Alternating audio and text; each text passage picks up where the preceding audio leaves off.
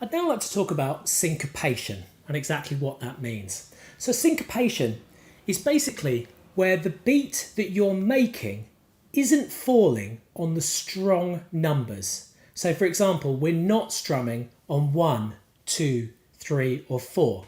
Instead, we're strumming on the ands. So we're going 1 and 3 and 4 and. So that's a perfect example of syncopation. And also actually, little freebie there, that's also a reggae beat, but you do a half beat rest. So you go rest and rest and rest and rest and, doing it with upbeats. So that's a perfect example of what syncopation means. It is where you are strumming on the non-strong beats. Now, that can take quite some getting used to. And for a lot of people when they start learning to strum on the ands, or when you're in 16th beat language on the E and so 1 E and they can feel quite difficult to get the hang of, purely because you're so used to doing downs, and that just feels so natural. If you think right back to the beginning of the course, that's all we were doing for a little while. Now, the trick to syncopation is take it slowly. So if when you do the exercises after this video, it feels too fast, then just slow your metronome down to 60 BPM.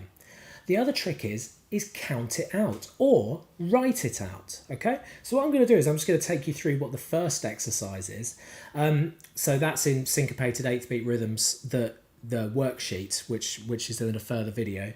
And I'm just going to show you how I would write that out. And if you can write it out then and slow it down, then there's nothing stopping you from just keeping the beat together. Okay, so pattern 1, and the same with the first 4 patterns in the syncopated 8th beat rhythms, is a hard thing to say, always is going to start with quarter notes. 1, 2, 3, 4. And this is just helping you get in the pocket of the rhythm. So knowing that they are the downbeats. So there's always going to be 1 bar of those to keep you in time with the metronome and to make sure that you're locking in with the groove. And then what we have is we have an 8th beat by itself, followed by a quarter beat by itself. So the 8th beat we play is the down, and because it's an 8th beat, that's only half, okay, or an 8th, sorry, so we're instantly coming up to do the quarter beat to join it on. So if I were to do pattern 1, I would count it as 1, 2, 3, 4, 1 and 2 and 3 and 4 and. Okay, so notice I'm doing silent numbers, and that's what my hand is doing, these misses, these ghost strums, to help keep me in time. And that's really the secret to getting syncopation sounding good, is doing ghost strums and writing it out. So what I'd be writing out there is I'd be writing a large number 1, a large number 2, large number 3, large number 4, large number 1, large and, little 2 to tell me that that's a miss, and then a big and after the 2, and then a little 3 because that's a miss, then a big and after the 3, and then a miss on the 4, okay, a little 4, and then a big and at the end of the 4. And then that goes round in a circle. All of the exercises, as you know by now, are always played in a loop to make sure that you understand them. So I'll just play that along to the metronome so that you know that you can hear and you've got that. And then I'd like you to move on to the worksheet.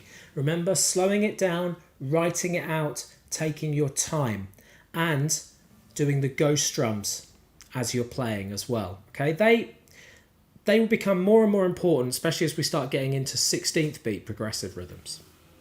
So let's just play this along to the metronome at 70 BPM. 1, 2, 3, 4.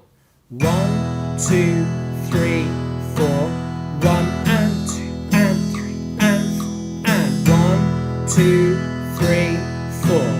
1